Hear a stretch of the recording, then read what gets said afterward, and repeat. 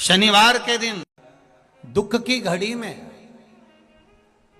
कोई आए चाहे ना आए, अगर आपने दिल से कर्जा हो गया, समस्या विकट हो गई, तकलीफ बढ़ गई, दुख बढ़ गया, आप शंकर भगवान के मंदिर में जाकर, ये जरूरी नहीं है कि आप सीहोर आए या कहीं जाएं, आप तो आपके घर के पास में जो शिव मंदिर हो उस मंदिर में एक लोटा जल चढ़ाना चालू कर दो, वो धीरे धीरे दुख काटना प्रारंभ कर दे, काटेगा दुख।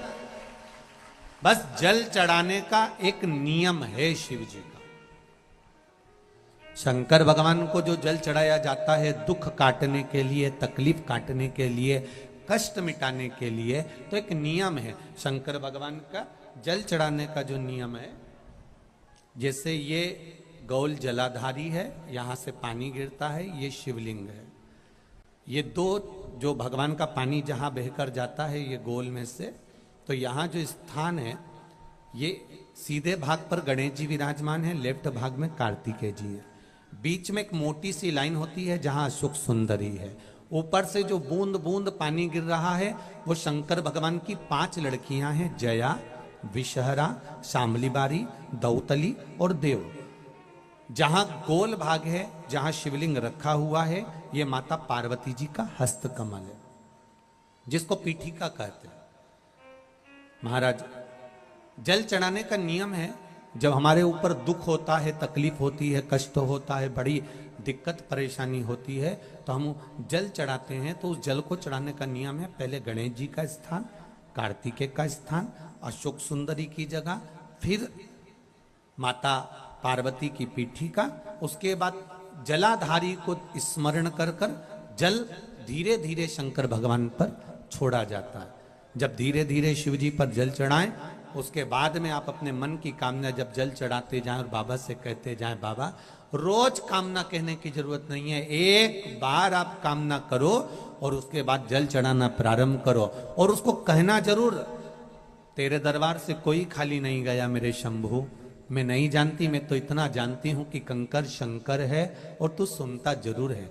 ब्रह्मा ब्रह्म लोक में है, भगवान विष्णु वैकुंठ लोक में है, पर मृत्यु लोक में मेरा देव अधिदेव महादेव है, मेरी सुनेगा जरूर। और बाबा से विनय कर कर आप आइए। जल चढ़ाने का नियम, अगर दुख है, तकलीफ है, कष्ट है तो ऐसे चढ़ा दो, और अगर मन कर रहा है डायरेक्ट शिव जी पे चढ़ाना हो तो तुम्हारी मर्जी है, उसमें कोई मना नहीं है। पर कोई दुख भारी पड़ गया है, कोई तकलीफ भारी पड़ गई है, कोई कष्ट भारी पड़ गया,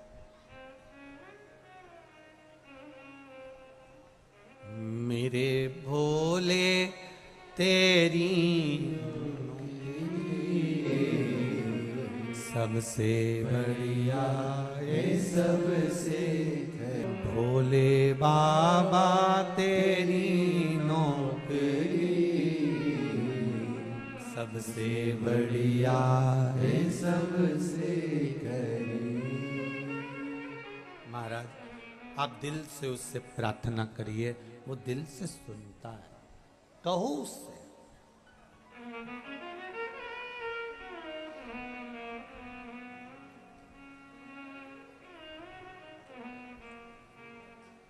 उससे प्रार्थना करिए,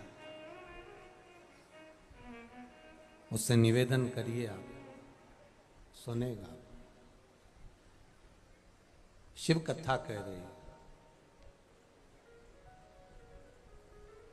भगवान शंकर नेत्र बंद कर कर बैठे थे और उनके नेत्र से एक अश्रु गिर गया था। उस अश्रु से एक पुत्र ने जन्म लिया था जिसका नाम अंधकासुर था। वो अंधकासुर, एक पुत्र का जन्म हुआ है, एक बेटे का जन्म हुआ।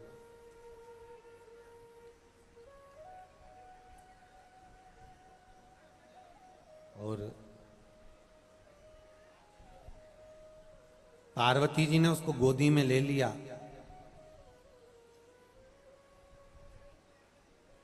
शिव जी ने मना करा कि उसको फेंक दो, समुद्र में डाल दो, ये तुम्हारा पुत्र नहीं है। पर पार्वती जी कहती हैं कि आपके द्वारा प्रगटा है इसलिए मेरा पुत्र है।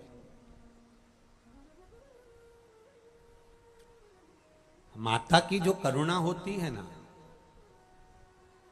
माता का जो प्रेम होता है ना, मातृत्व जो प्रेम होता है वो कोई साधारण नहीं होता।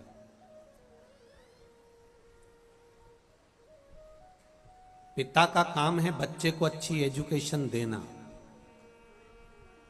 पिता का काम है बच्चे को अच्छा पढ़ाना, पिता का काम है बच्चे को अच्छे कपड़े पहनाना, पिता का काम है बच्चे को अच्छे पेट भरकर भोजन कराना। ये किसका काम है? पिता का। अच्छी शिक्षा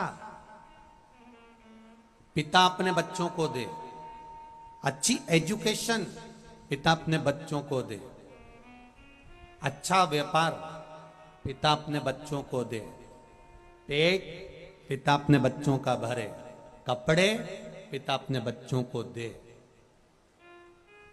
ये पिता का फर्ज है। इससे मुंह ना मोड़े पिता, पर निवेदन है कि हमें दूसरा क्या कर रहा है उससे मतलब नहीं होना चाहिए। हम और हमारा पति, परमात्मा ने जैसा जोड़ा बनाकर भेजा है, संभालने वाला वो है, उसकी विद्वत्ता का बखान करना चाहिए। उसकी विद्वत्ता का बखान करो, दूसरे की हम एक बार कथा में आपको पहले भी कहा कि बच्चों को ये मत कहो कि तुम उनके जैसे बनो।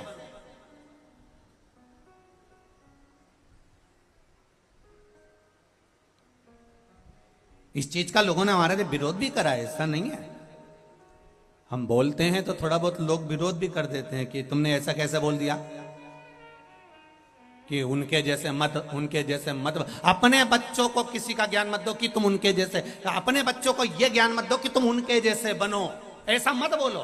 अपने बच्चों से कहो कि तुम ऐसे बनो कि दुनिया तुमसे प्रेरणा ले और तुम्हारे जैसा बनना चाहे।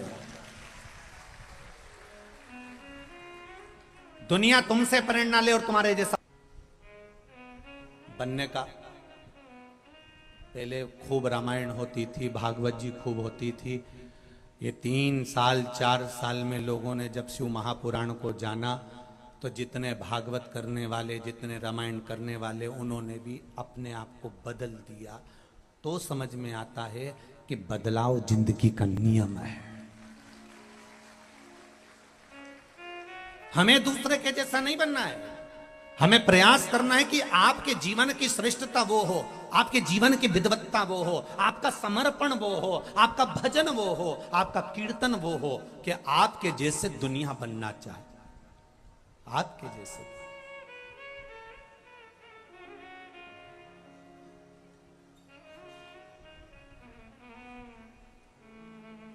हम हमेशा अपने बच्चों को कहते रहते हैं, एक माता पिता अपने बच्चे से हमेशा कहते थे, बेटा बनो तो राम बनो, बनो तो श्रवण बनो। दूसरे की बात कहते रहते थे, बनो तो राम बनो, बनो तो श्रवण बनो। और पढ़ी लिखी औलाद। दशरथ जी ने पूरी सत्ता राम जी को सौंप दी थी, लाओ मुझे तिजोरी की चाबी दो, मैं राम बन जाता। हम बच्चों को वो बनाएं जिसको देखकर दुनिया प्रेरित हो।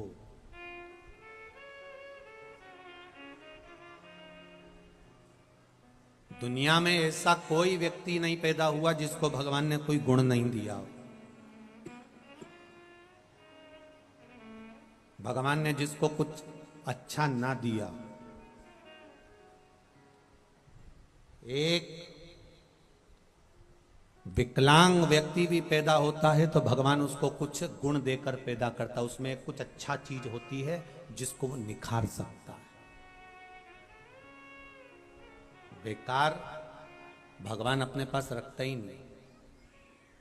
आप में से कितने लोग हैं जो अपने कमरे में अटाला रखते हो, कबाड़े का सामान रखते हो, बेकार सामान रखते हो? एक भी बहू, एक भी माता ऐसी नहीं होगी जो अपने कमरे में अटाला कबाड़ा रखेगी। आपके कमरे में जाकर देखो तो आपके फोटो टंगे होंगे, अलमारी लगी होगी, फूल रखे होंगे, गुलदस्ता धरा होगा। एक से बढ़कर एक जो वीआईपी चीज है ना वो आपके कमरे में मिलेगी। अटाला आपके कमरे में, अटाला आपके कक्ष में, अटाला आपके घर में नहीं मिलेगा। अटाले के लिए कमरा अलग है, कबाड़े के लिए जगह अलग है, वहां पटक दिया जाता है। उसी तरह जैसे आप अपने कमरे में कोई स्थान पर, सत्कर्म के स्थान पर, तो वो खाली नहीं जाएगा।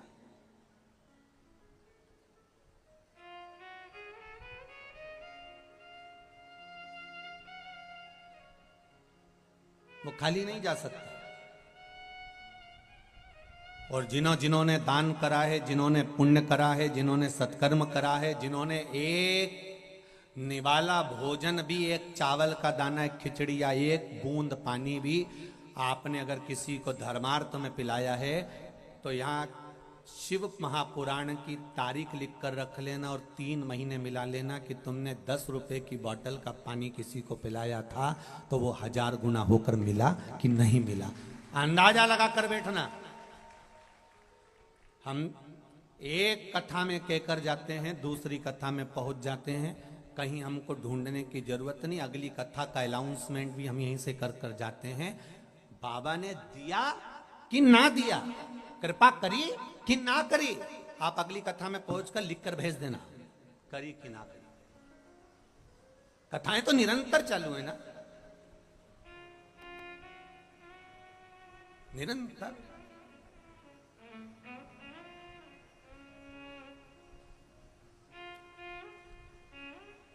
कम नहीं देता मेरा बाबा। महाराज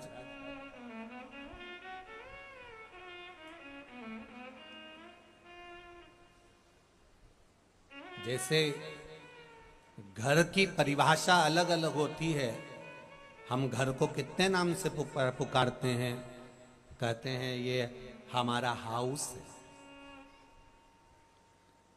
मतलब जिसको हौसला है उसी का, जम के बोलो, हाउस है। कोई कह देता है ये हवेली है। जिसमें चारों तरफ से हवा प्रवेश करे वो, जम के बोलो। हम जब घर में बहुएं आ जाती हैं, हम मिनक निकालना प्रारंभ कर देते हैं। आपको ये अंदाजा नहीं रहता कि वो दूसरे के घर से आई है।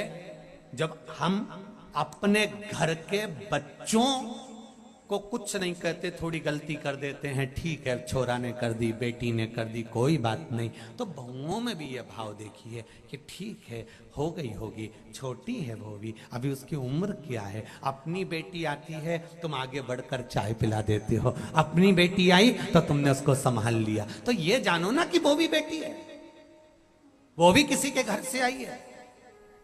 न बहू बुरी होती है न सास बुरी होती है। जो कहते हैं कि बहू बुरी है, जो कहते हैं सास बुरी है, हम कहते हैं दोनों बुरे नहीं है। कुछ समय का चक्र ऐसा होता है कि दोनों में विवाद उत्पन्न करा देता है और दोनों का मन मुटाव कराकर दूर कर देता है। उस समय को पहचानो, समय को निकालने का प्रयास करो। जब विवाद बड़ी घड़ी आ जाए, ऐसा लगे कि समय बेकार चल रहा है, और निश्चित है कई लोग खड़े होकर कहते हैं मेरे साथ में 50 लोग हैं, मेरे साथ में 100 लोग हैं। कई कई नेता कह देते हैं मेरे साथ में हजारों लोग हैं। महाराज ढेर सारे पड़े, एक बार कथा दो, तुम ऐसी कथा करवा के बताऊंगा कि सब देखते रह जाएंगे। मेरे पास में 1000 लोगों की टीम है, मेरे पास में 100 लोगों की टीम है। ये तुम्हारे साथ टीम नहीं है, तुम्हारे समय के साथ टीम है। तुम्हारा समय अच्छा चल रहा है तो लोग तुम्हारे साथ हैं। जिस दिन तुम्हारा समय बेकार हुआ, ये 1000 लोगों को इकट्ठा करके बता देना, जान जाएंगे। जो कहते हैं ना मेरे साथ में 500 है, मेरे साथ में 100 है, मेरे साथ में 50 है, ये तुम्हारे समय के साथ है। अच्छा समय चलेगा तो सारी दुनिया तुम्हारे साथ चलेगी, और जैसे ही बुरा समय आया, तुम्हारे अपने भी तुम्हारे साथ नहीं चल सकते, ये निश्चित है। तो दुनिया तुम्हारे साथ नहीं चल रही है। ए भेरू, अकड़ में मत जीना कि दुनिया तुम्हारे साथ चल रही है। दुनिया तुम्हारे साथ नहीं, तुम्हारे समय के साथ चल रही है। अच्छा समय चल रहा है इसलिए दुनिया तुम्हारी सुन रही है, इसलिए दुनिया तुम्हारे साथ चल रही है। जैसे ही बुरा समय आएगा दुनिया कोई किसी के साथ नहीं, वो दूसरे के साथ चली जाएगी।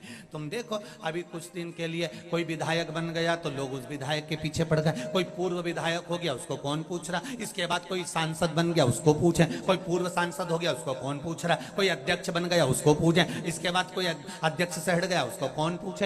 जिसका समय होता है, जिसकी घड़ी होती है, जिसका पल होता है, जिसका समय निश्चित, उसको लोग पूछते हैं। उसके बाद कौन किसको पूछ रहा है, सब चल ठीक है, चल रहा है, हो रहा है, जा रहा है, कौन पूछे। समय बड़ा बलवान है, उस समय की गणना करिएगा। समय जैसा दुनिया में कुछ भी नहीं। बस भगवान से कहते रहना, इस समय बाबा अच्छे समय में भी तू मेरे साथ रहना और बुरे समय में भी तू मेरे साथ रहना, बस इतनी कृपा करना।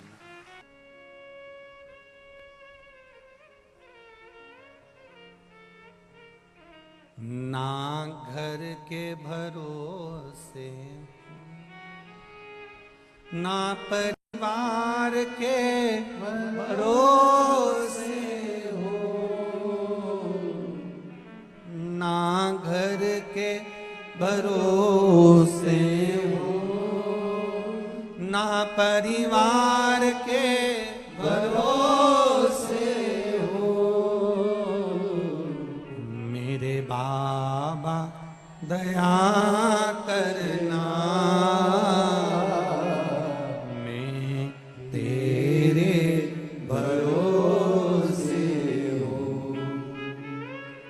भोलेनाथ दया करना, मैं तेरे भरोसे हूँ। ना घर के, ना परिवार के, ना कुटुंब के, ना कबीले के। जब ये अच्छे समय में साथ रहते हैं, बुरे समय में कोई नहीं, तब जो अच्छा और बुरा में दोनों में साथ रहे वो देव अधिदेव महा हर जगह।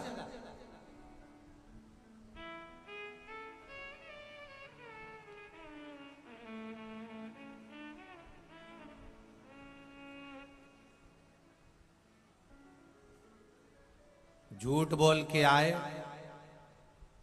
नहाए, अरे बोलो तो, झूठ बोल के आए और नहाए। एक झूठ बोलो तो घर आके नहाओ। देखिएगा जरा अग्नि पुराण, अग्नि पुराण में लिखा है,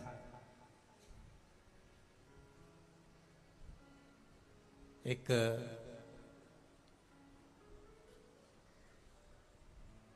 कौवे को एक हंसनी पसंद आ जाती है।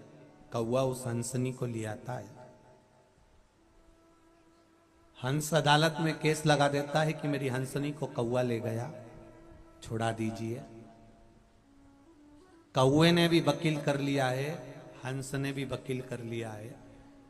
कौवे के वकील ने कहा, सुन रे कौवे, हंसनी हमेशा हंस की रही है, कौवे की कभी नहीं हुई, तू हार जाएगा। कौवा कहता है मैं क्या करूं कि जीत जाऊं, तो कहा जज के घर चले जा। रात को कौवा जज के घर गया और जज साहब से बोला, जज साहब तुम्हारी 7 पीढ़ी बैकुंठ में है कि नरक में, मैं देख रहा हूं। तुम्हारी 7 पीढ़ी बैकुंठ में बैठी है, मैं देख रहा हूं। व्यक्ति की 7 पीढ़ी बैकुंठ में है कि नरक में, या तो कौवा बता सकता है या ब्राह्मण बता सकता है। इसीलिए श्राद्ध में दोनों को भोजन कराया जाता है। इनकी दृष्टि लंबी होती है। मैं देख रहा हूं तुम्हारी 7 पीढ़ी कहां है। तुम मेरा एक काम कर दोगे जज साहब, तो तुम्हें जीते जी तुम्हारी 7 पीढ़ी से मिला दूंगा। जज ने पूछा क्या? कल अदालत में हंसनी को मेरी बना दो। झूठ बोल दिया इसलिए 7 पीढ़ी नरक में गिर गई, एक झूठ के कारण। जरा विचार करिएगा, एक झूठ के कारण जब 7 पीढ़ी नरक में गिर जाती है, तो झूठ बोलने के बाद गंगा जल से नहाना चाहिए कि नहीं नहाना चाहिए, तो निर्णय तुम्हारा होना चाहिए। और तुम दिन भर मोबाइल पे कितना झूठ बोलती हो रही जगदम्बा, कितना राम,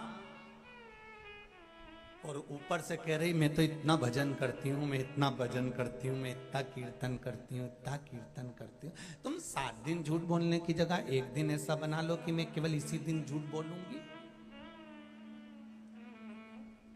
या समय बांध लो कि मैं सुबह 9 बजे से 11 बजे तक झूठ बोलूंगी।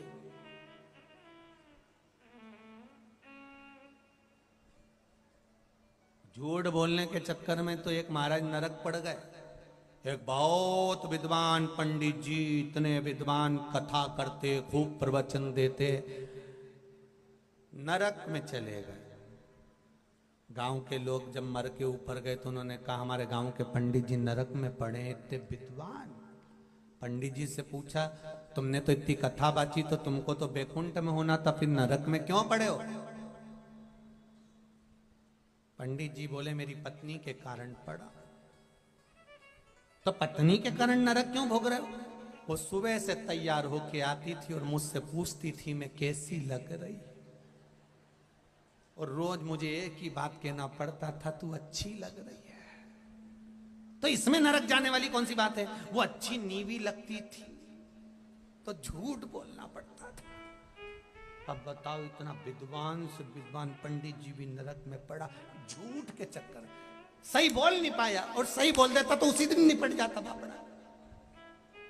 एक दिन मुंह से कह देता, कहीं की पूछ लेती ऐसी मैं कैसी लग रही, और इतने में पते हुए हो और कथा सुनने के लिए बैठे हो, तो दूसरे के लिए बुरा मत मांगना, बुरा मांगकर अपना समय बर्बाद मत करना। भगवान से कहना भगवान मुझे बस इतनी कृपा कर देना कि जब मेरी दुख की अगर कोई घड़ी हो, समय हो, उस समय पर तू मेरा साथ देने के लिए सामने खड़े रहना, बस इतनी कृपा कर, ज्यादा नहीं चाहिए बस।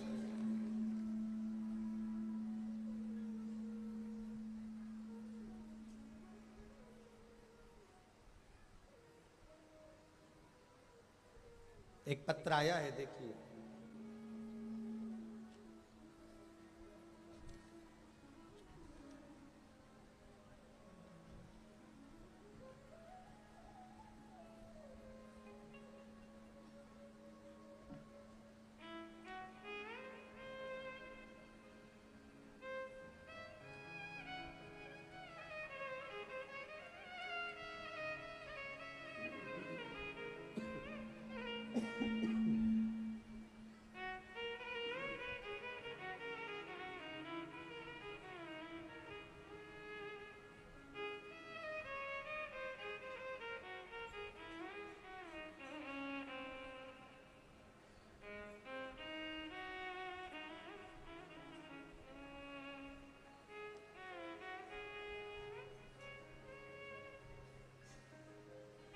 नारायण प्रसाद, गांव रायसिंहगढ़, जिला श्री गंगानगर, राजस्थान से हैं।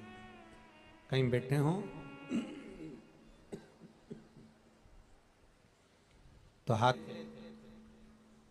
और चौथे सोमवार को अगले दिन इनको इतना दर्द हुआ, इतना दर्द हुआ, इतनी तकलीफ हुई कि कहने लगे कि इतना दर्द सहा नहीं जाता और ऑपरेशन करा लेते हैं।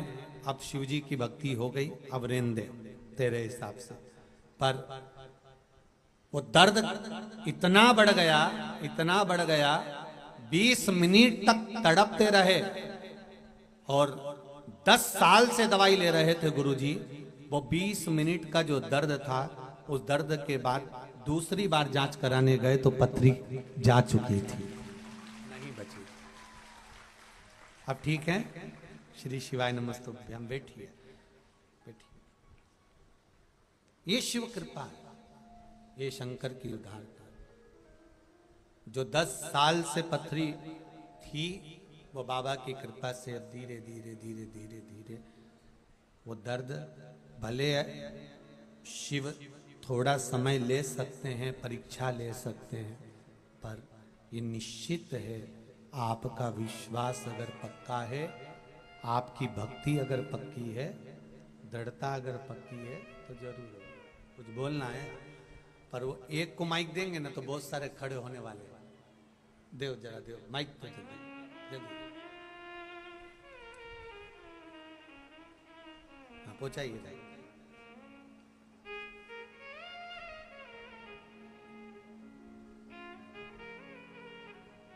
शंभु शरणे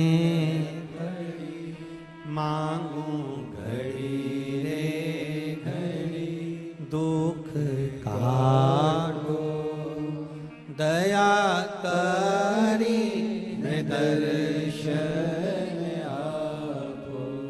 श्री शिवाय नमस्तुभ्यम। श्री शिवाय नमस्ते गुरुजी। जम के बोले श्री शिवाय। श्री शिवाय नमस्तुभ्यम गुरुजी। माइक के वज बढ़ाओ। कहाँ से आई हो? गुरुजी मैं जयपुर से आई हूँ। जोधपुर? जयपुर से। क्या नाम है आपका? पूर्णिमा शर्मा। पूर्णिमा शर्मा।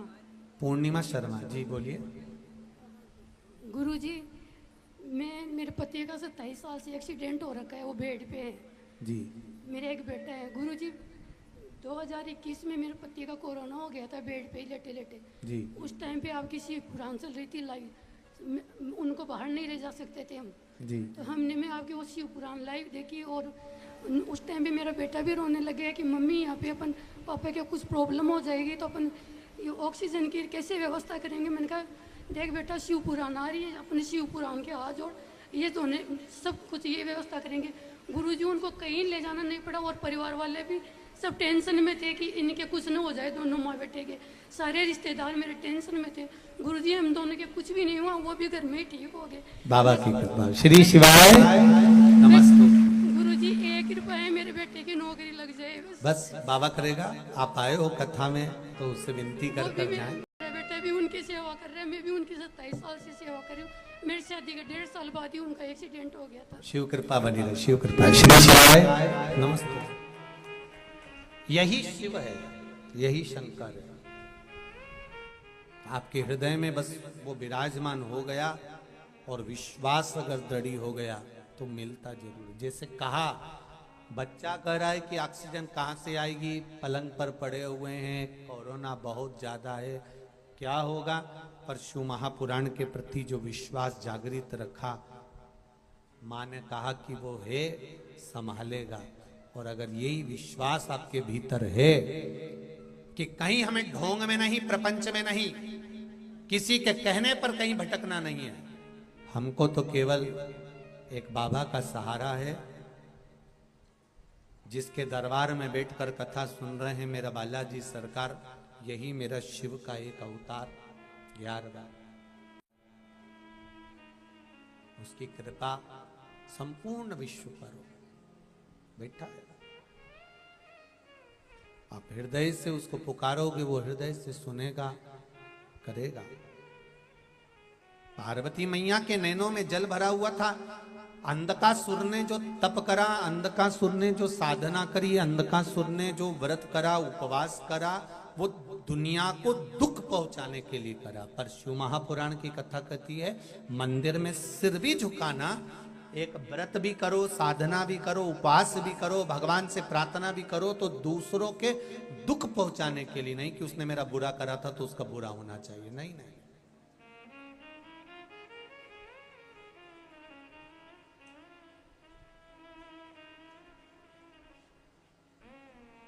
अच्छा करो। अगर किसी ने बुरा भी करा है ना, तो भगवान से यही कहना, प्रभु ऐसी कृपा करना कि सबका भला करना, सर्वे भवन्तु सुखिना, सब सुखी रहे।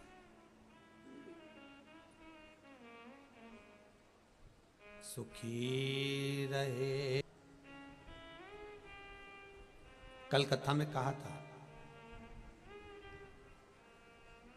मन साफ तो सब माफ, और मन काला तो क्या करेगी? रुद्राक्ष की माला, चाहे तुम कितने मुखी भी पहन लो। अंधकासुर का मन क्लियर नहीं था। वर मांगने को भगवान ने कहा, ब्रह्मा जी ने, मांगिए क्या चाहिए? अंधकासुर कहता है, मुझे वर दो कि मैं मरूं ना। मेरे प्राण नहीं छूटे, मैं मरूं ना। ब्रह्मा जी ने कहा ये तो हो नहीं सकता कि तुम मरोगे नहीं, मरना तो पड़ेगा। बादाम खाओगे तो भी मरोगे, नहीं खाओगे तो भी मरोगे। रोटी खाओगे तो भी मरोगे, नहीं खाओगे तो भी मरोगे। कथा सुनोगे, अरे बोलो जमके, तो भी मरोगे, और नहीं सुनोगे तो भी मरोगे।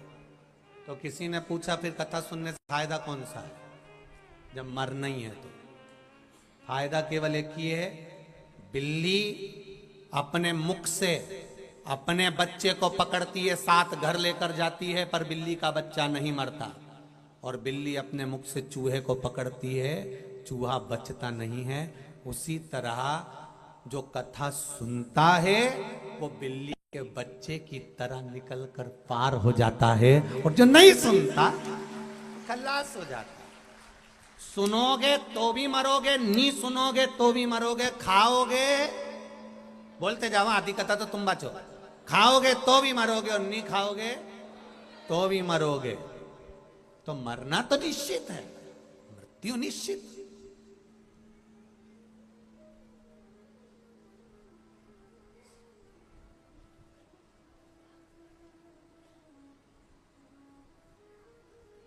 मरना निश्चित है। एसी के रूम में रहोगे तो भी, और नॉन एसी में रहोगे तो भी, डल्लब के गद्दे पे सोओगे तो भी, और नी सोओगे तो भी। इसीलिए कहते तेरा क्या होगा रे कालिया, है? मरना तो है। रहो कितने भी ठाठ में, आओगे शमशान घाट में, मुरु वाला एक लोटा जल सारी समस्या का, वो साथ दे जाएगा। राम नाम, कृष्ण नाम, शिव जी का नाम, बालाजी का नाम, तुम जिस नाम को जप रहे हो वो साथ देगा। कोई तुम्हारे मरने के, द्रौपदी का चीर खिंचा रहा था, गुरु द्रोणाचार्य बैठे थे जिन्होंने गुरु मंत्र दिया था गुरु द्रोणाचार्य, और द्रौपदी रोती रोती गुरु द्रोणाचार्य के सामने गई, मैं तुम्हारी चेली हूं, तुमने मुझे गुरु मंत्र दिया, कम से कम तुम तो साथ दो। गुरु द्रोणाचार्य ने कहा सुन ले बेटा, इस सभा में जितने बैठे कोई साथ नहीं देगा, मैं तेरा गुरु हूं, मैं भी साथ नहीं दूंगा। साथ तो वो देगा उसका भजन कर। द्रौपदी ने तब उसको पुकारा और मेरा द्वारिका का नाथ आया।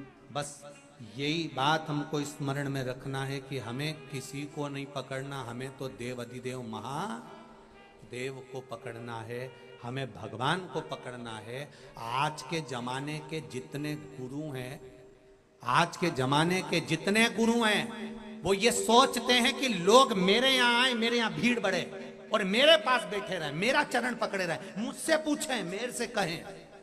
जितने गुरु हैं आज के जमाने के, वो अपने पास जोड़ने का प्रयास करते हैं। पर शिव महापुराण की कथा कहती है चरण पकड़ना तो मेरे देव अधिदेव महादेव के पकड़ना, वो आखिरी तक साथ दे। जीवन के साथ भी और जीवन के बाद भी पक्का बीमा है, पक्का बीमा। जीवन के साथ, जीवन के, कुछ बोलना है? देव जरा माइक दो बच्चों को, दो।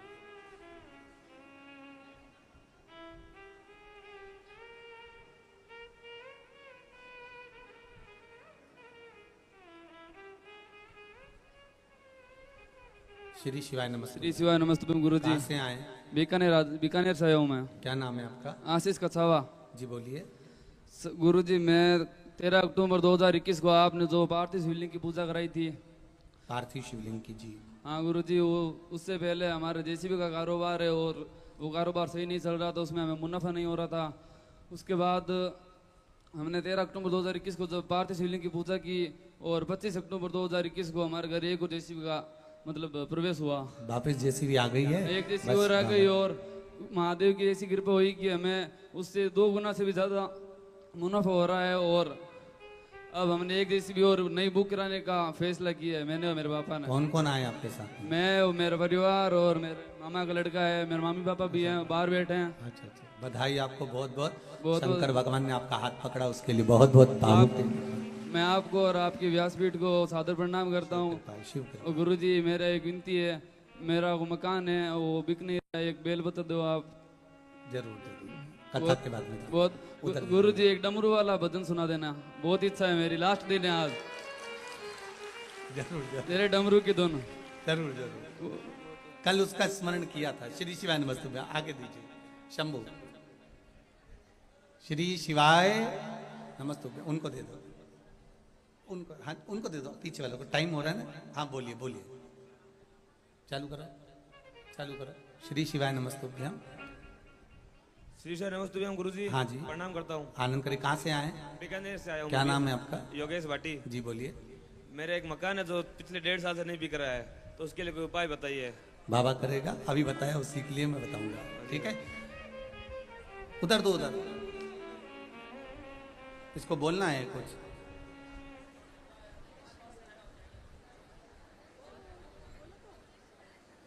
चलो। शंभु शरणे पड़ी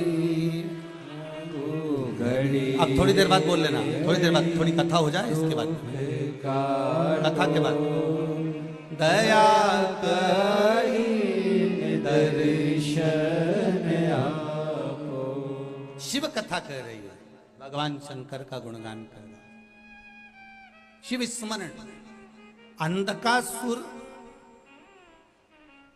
जो तप करा, जो साधना करा, ब्रह्मा जी ने कहा मृत्यु निश्चित है अंधक, तुझे कुछ और मांगना हो तो बोल दे। अंधकासुर ने कहा प्रभु बस आप एक कृपा कर दीजिए, अगर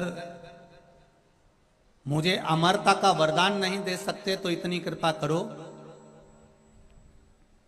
कि मेरे प्राण जब छूटे, जब मैं अपनी माता को गलत दृष्टि से देखूं। क्योंकि अंधकासुर को यह मालूम था कि मेरे को जन्म देने वाली कोई मां नहीं है। अंधकासुर को यह मालूम था कि मुझे जन्म देने वाला कोई पिता नहीं है। मैं तो जल में मिला हूं हिरण्याक्ष को, उनको ये मालूम था।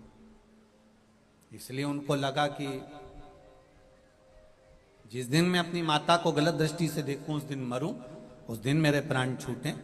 भगवान ब्रह्मा जी ने कहा तथास्तु, कहा और ब्रह्मदेव तथास्तु कह दिए। अंधकासुर गया। अब उसको मद आ गया, अहंकार आ गया, अभिमत्ता आ गई कि अब मैं मरने वाला नहीं, क्योंकि मेरी कोई माता है ही नहीं।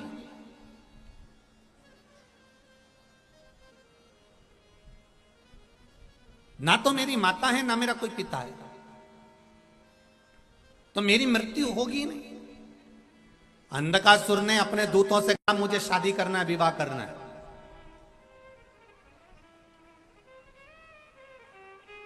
एक काम करिए, जो सबसे सुंदर कन्या हो उसको ढूंढा जाए। दूतों ने कहा जो सबसे सुंदर कन्या थी हिमालय राज की बेटी, उसको तो भोलेनाथ जी ले गए। पार्वती का विवाह शिव जी से हो गया, बहुत सुंदर थी। तो कहा फिर मैं भी विवाह करना चाहूंगा, देखना चाहूंगा कि है कौन है। मां अपने बेटे और बहू को कोस देते हैं, गुस्से में बोल देती है, पर देवी भागवत कहती है कि मां अगर गुस्से में बेटे और बहू को कोस भी देते हैं तो भी बेटे और बहू का बुरा नहीं होता, उसका भला ही होता है, क्योंकि मां बाद में रो लेती है। कोसने के बाद भी मां की आंख में आंसू आ जाते हैं, वो रो लेती है और बाद में कहती है क्यों कहा मैंने, क्यों बोला, क्या करना मुझे। अपने आप को संभालती है मां, फिर भी मां है।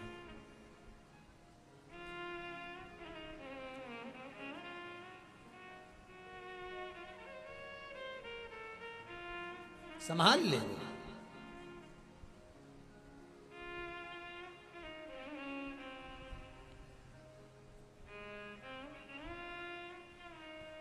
हम सालासर जी की गौशाला में गए दर्शन करने के लिए। सालासर बालाजी सरकार की जो गौशाला है उसका दर्शन किया। गौ माता की सेवा देखकर बड़ी प्रसन्नता हुई। सालासर संस्थान को, सालासर जी की जो समिति है उसको, ट्रस्ट है उसको, पुजारी परिवार को और सालासर के रहने वाले सभी बेटा बेटियों को धन्यवाद दूंगा कि इतने अच्छी तरह से गौ माता की सेवा हो रही है। उसे देखकर दिल बड़ा प्रसन्न हुआ, बड़े आनंद हुआ।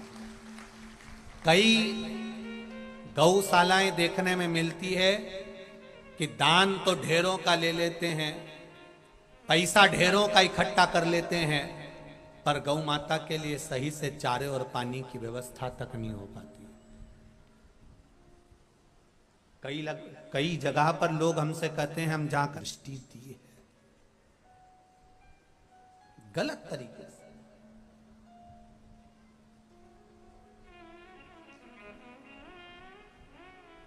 अपने शरीर को, मेरी माताएं, मेरी बेटियों, मेरी बहनें, मैं एक बात कहना चाहूंगा। पेड़ की जड़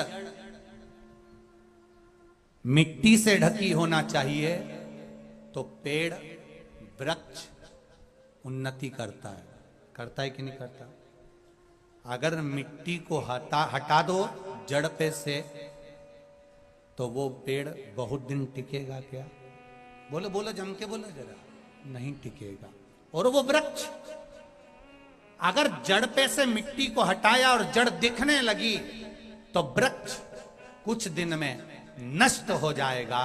लोग उस जड़ को उखाड़ लेंगे, पेड़ की टहनियां तोड़ देंगे और उसको नष्ट कर देंगे। जैसे पेड़ की जड़ पर मिट्टी ढकी होना चाहिए, जड़ दिखेगी तो पेड़ नष्ट हो जाएगा, उसी तरह मनुष्य के शरीर में भी एक जड़ होती है, ये नाभि, ये टुंडी, ये नाभि। शिव महापुराण की कथा कहती है, मेरी बेटियों से, मेरी बहुओं से, मेरी माताओं से ये जड़ ढकी होना चाहिए, नहीं तो नष्ट होने में देरी।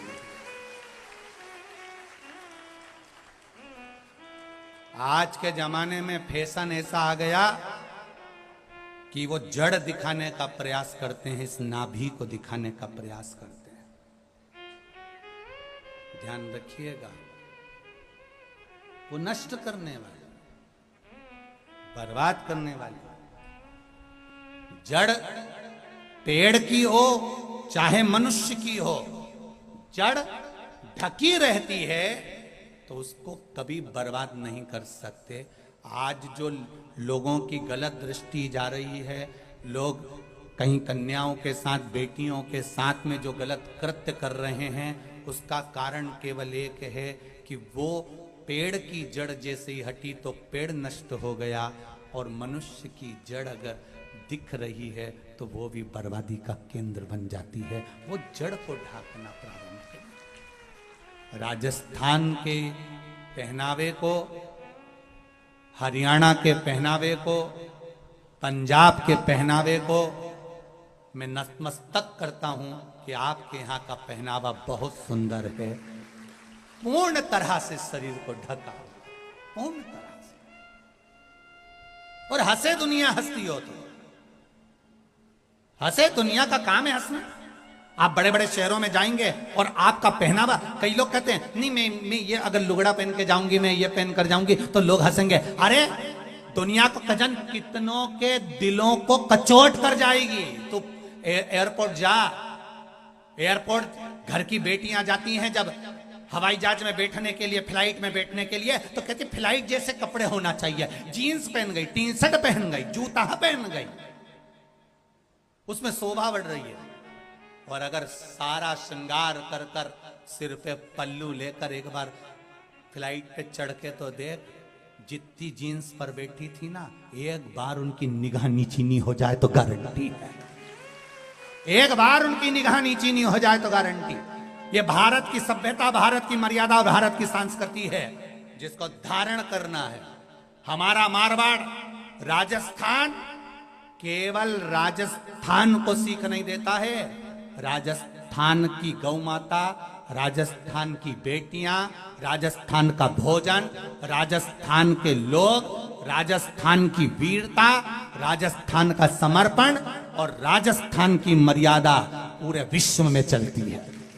ये कोई राजस्थान साधारण है? यहां का जो भोजन है वो पूरे विश्व में चलता है। अगर यहां दाल बाटी चूरमा चलता है तो पूरे विश्व में ले गए वह दाल बाटी को उठा उठा के। चूरमा यहां से चालू हुआ सब दूर। पहनावा, भले दुनिया के लोग एयरपोर्ट पे कुछ भी पहने, पर शादी ब्याह में आज भी राजस्थान का वही लहंगा, वही चोली, वही चुनरी पहनना पसंद करते हैं। पहनावा आज भी राजस्थान का वो आनंद लोग लेना चाहते हैं। पर अपनी मर्यादा मत छोड़ना। राजस्थान से निवेदन, अपनी मर्यादा मत छोड़ो। रहो, दुनिया हंसे हंसती रहे। आग लगे बस्ती में, अपन रहो मस्ती में। अपने आप को नीचा मत समझना। जब भी निकलो बाजार में, सिर पे पल्लू हो, बोर लगा हो, नथनी पहने हो, अपने आप को कमजोर मत समझना कि जींस वाली है, टी शर्ट वाली है, कुर्ता वाली। अपन लहंगे वाली। दम चाहिए मारा। जय हो। अपन लेंगे।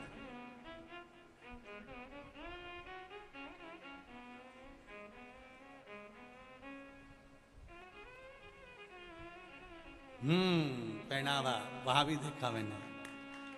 एक मर्यादित कपड़े, मर्यादित वस्त्र धारण करें अपने जीवन को। मर्यादित वस्त्र धारण। महाराज शिव कथा कह रही है, माता का हाथ पकड़ा, क्रोध आ गया माता को, और माता को क्रोध आया तो शिव जी प्रकट हो गए। शंकर भगवान ने काल भैरव प्रकट करा और अंधकासुर के प्राणों को हर लिया।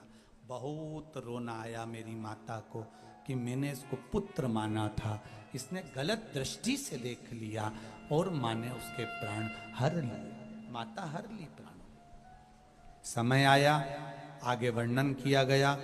महाराज अंधकासुर के बाद में जो प्रसंग करा गया है वो 12 ज्योतिर्लिंग का स्मरण कराया गया है। महाराज प्रथम रूप में श्री सोमनाथ जी का वर्णन किया गया।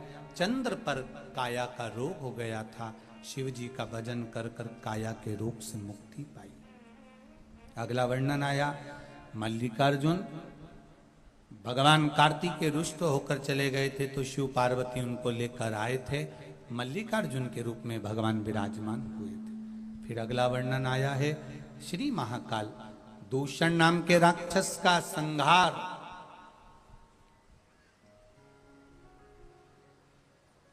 भगवान शिव ने किया। दूषण नाम के राक्षस का संहार भगवान शंकर। और वो दूषण नाम का राक्षस कोई साधारण नहीं था महाराज, कोई सहज नहीं। उसको